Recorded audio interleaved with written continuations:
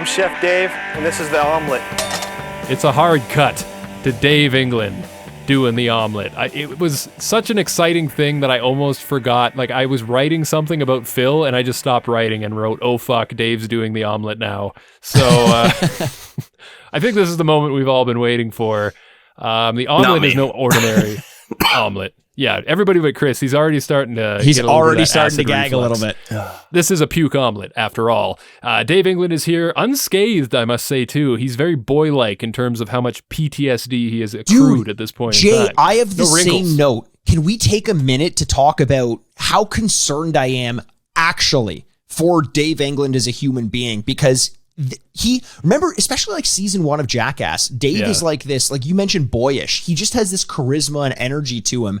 And then as the seasons go on, his face just turns into more and more of a permanent cry, just like always tearing up and always anxious.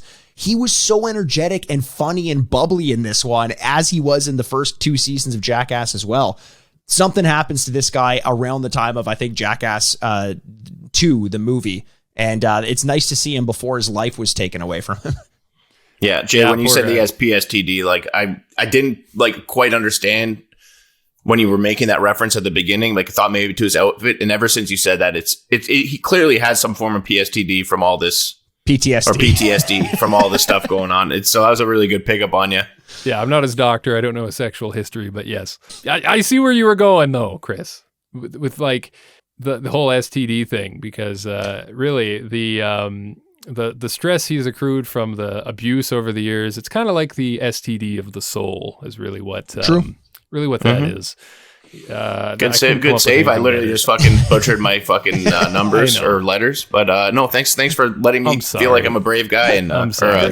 Man, my mind's not working. I can't even talk right now. I feel like fucking Ricky from Trailer Park Boys. Look, I think there were like a fucking handful of Rickies right now. I feel the same way, my friend. We need to take this out and finish this. Like, you know, we got to give it some credit, because credit is certainly due here. I mean, like, this isn't something that.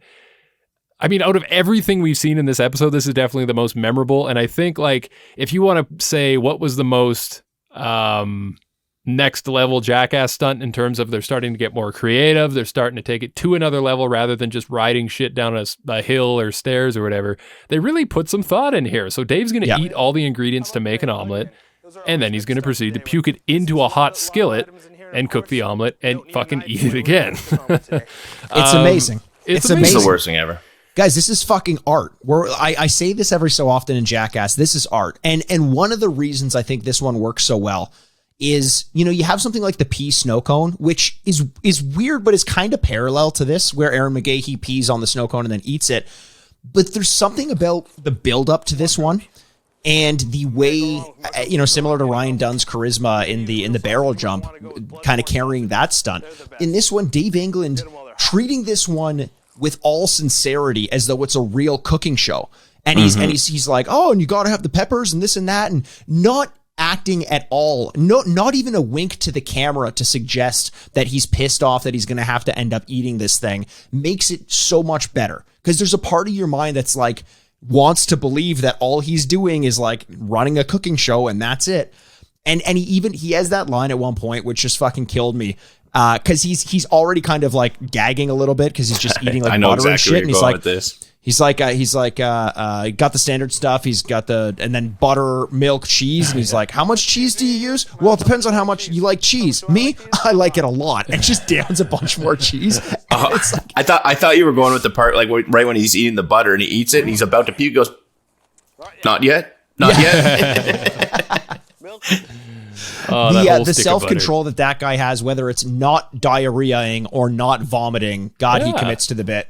Yeah, this has always been my most feared sketch. Like, this is the one that I saw and I was like, I don't really ever want to watch this again. This is so disgusting to me. The fact that the guys have like hazmat suits and masks on, like, you know, like the vapor masks or whatever they're called. Like, it just makes me think the smell of puke is bad anyways.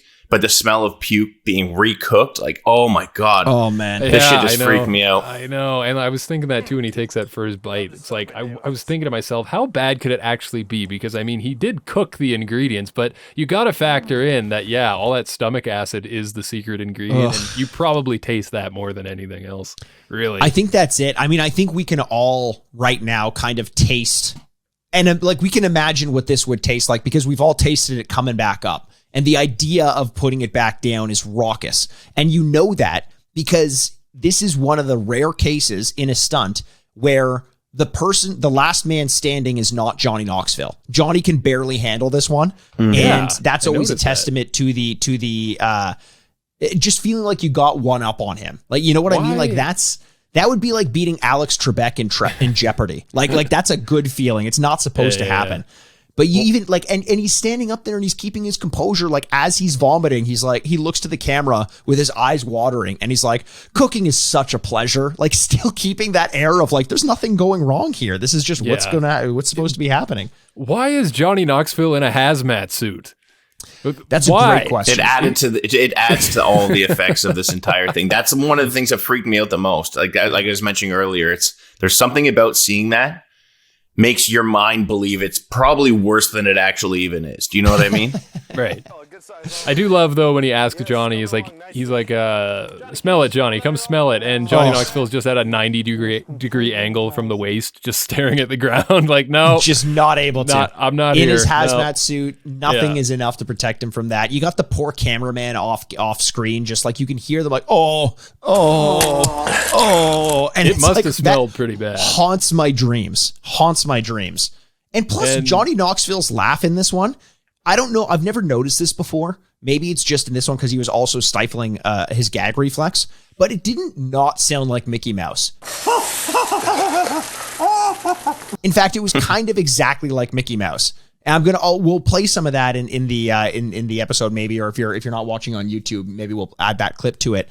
But I was kind of amazed. I was like, Johnny's like a giddy little kid in this one. You could tell he was enjoying it as much as he was upset by the whole idea. It was funny because this is, like I mentioned, this is the sketch that like scares me more than anything. And then, so last night, right before I was watching all this stuff, I always go on like a Pokemon Go walk, like every night for a couple hours, as weird as that sounds. Can we rewind the tape to the point at which Chris said he's not a nerd? Dude, Pokemon's not nerdy. Oh, okay.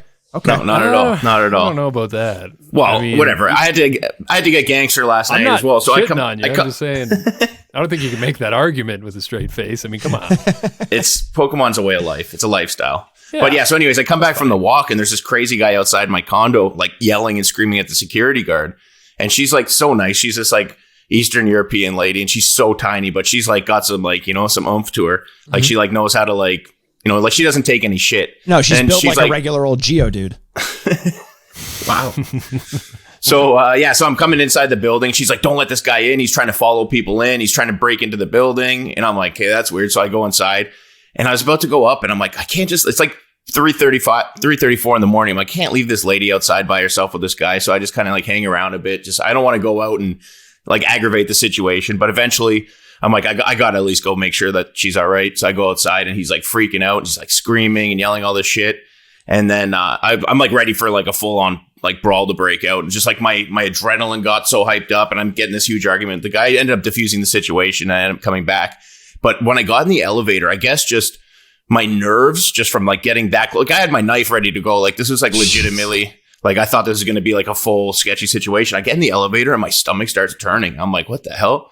Come into my room, throw up all over the floor, throw up into the sink. Yeah, seriously. And then right when I just finished cleaning it off and then I go to turn on Jackass and this fucking sketch out of all the times I could have watched it came on. Luckily, I got all the puke out before then. I thought for sure it was going to send me over the edge, but I really, I was fucked up. You must have had to have been thinking, damn, I just wasted a whole omelet.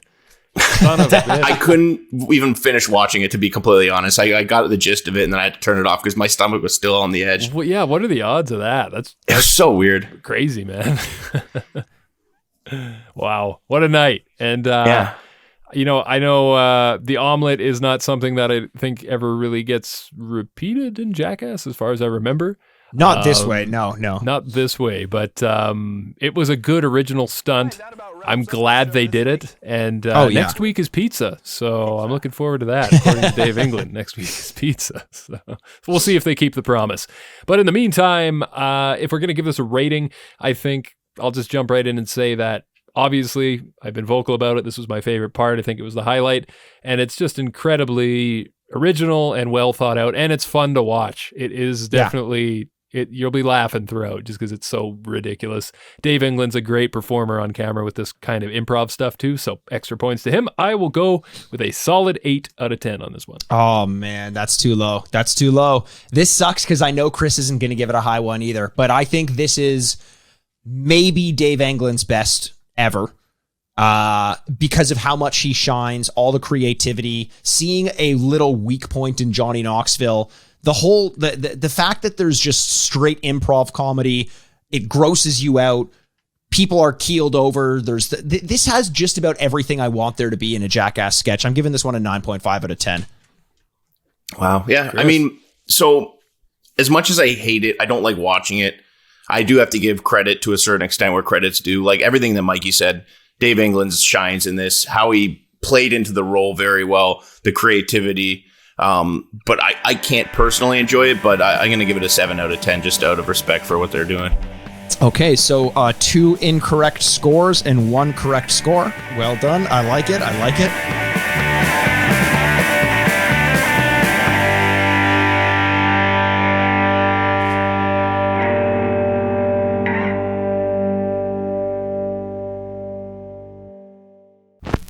Furnished by Sad Styles Productions. Get into it.